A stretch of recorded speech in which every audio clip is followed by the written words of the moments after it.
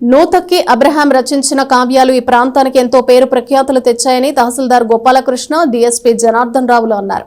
శుక్రవారం పట్టణంలోని కొత్తపేటలో గల పెన్షనర్స్ భవనంలో ఉన్నం భూషణం ఆధ్వర్యంలో మధుర కవి నూతక్కి అబ్రహాం 102వ జయంతి సభను ఘనంగా నిర్వహించారు.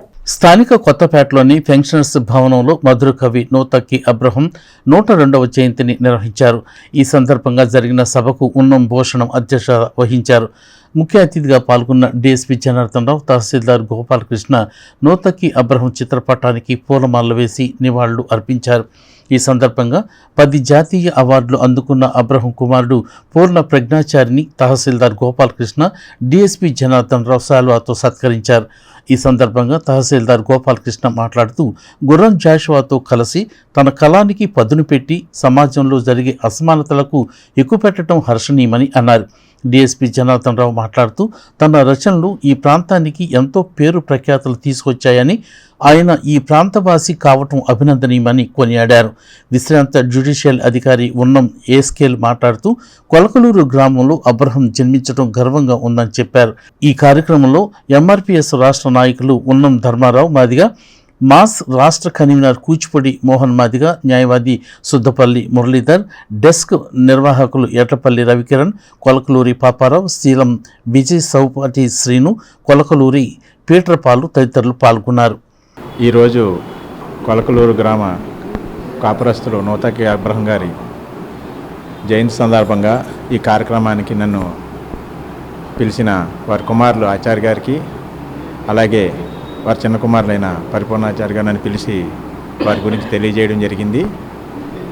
సామాజిక అసమానతలు, సామాజిక స్పృహ కల్పించడంలో జాషువా గారి అనుచరులుగా పేరు పొంది అంతే విజ్ఞానంతో ముందుకి అందరినీ నడిపించిన వారికి ఈ రోజున అందరూ తరపున నివాళులు అర్పించడం జరిగింది. 1895 నుంచి 1971 వరకు సుమారు గుర్రం జాషువా గారు ఈ భూమి మీద నివసించున్నప్పుడు వారు సామాజిక అసమానతల మీద గబ్బిలంతో పాటుగా చాలా కావ్యాలు రాశారు. నాకు తెలిసి ప్రతిఘటన అని, అట్లాగే కులపురుషుడు అని, ఫిరంగి నీతులని, బ్రిటిష్ పాలన మీద కూడా రాసిన మహాకవి ఆయన.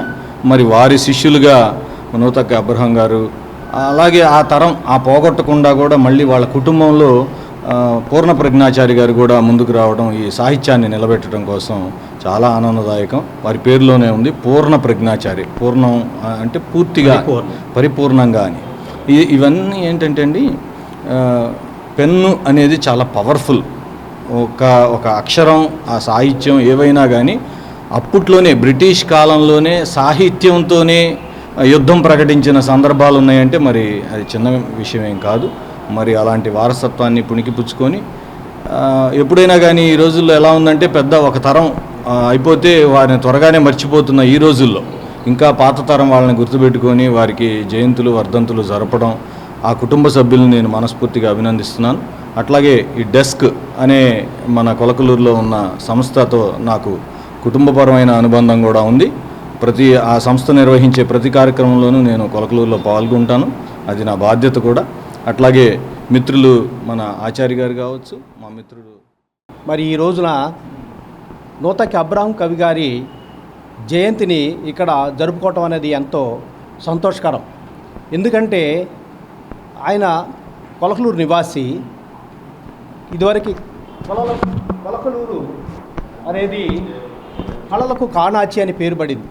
అది ఎందుకు వచ్చిందంటే, ఇలాంటి ఆణిముత్యాలు ఎంతోమంది ఉన్నారు. మరి కవిగారు సాహిత్యంలో మంచి దిట్ట. ఆయన జాషువా గారి ప్రథమ శిష్యుడు. మరి మంచి సాహిత్యం, ఆయన సాహిత్యంలో గొప్ప బరువైనటువంటి పదాలు, అవి సంస్కృత పదాలు ఉచ్చరించలేని విధంగా ఉండేవన్నమాట. అలాగే పాపక్షమ నాటకం ఆయన గారు రచించారు. ఆ పాపక్షమ నాటకములో ఉండేటువంటి ఆ సంభాషణలో పలకాలంటే డయస్ మీద పలకలేని స్థితిలో ఉండటం వలన ఏ యాక్టర్ పలకలేని స్థితిలో ఉండేవాడు కాదు. ఎందుకంటే అంత బరువైనటువంటి పదాలు. అందుకని దానికి మూకీ నాటకంగా ఏర్పాటు చేశారు. మూకీ నాటకం అని అంటే డయస్ మీద నటులు నటిస్తూ ఉంటారు, డైలాగ్స్ ప్లేబ్యాక్ నుంచి మాట్లాడుతూ ఉంటారు. ఒక శాటైన్ డైలాగ్స్ కానీ, మరి దైవజను డైలాగ్స్ కానీ ఎంతో చాలా బరువుగా ఉంటాయి. బరువుగా అంటే సంస్కృత పదాలతో ఉచ్చరించలేని విధంగా ఉండేటివి. అవి పుస్తకం దగ్గర పెట్టుకొని వ్యాఖ్యాతలు డయాస్ వెనకాల చదువుతూ ఉండేవాళ్ళు అన్నమాట. అంత గొప్ప సాహిత్యం నడిపించారు. మరి జాషువా గారు గబ్బిలం అనే సాహిత్యాన్ని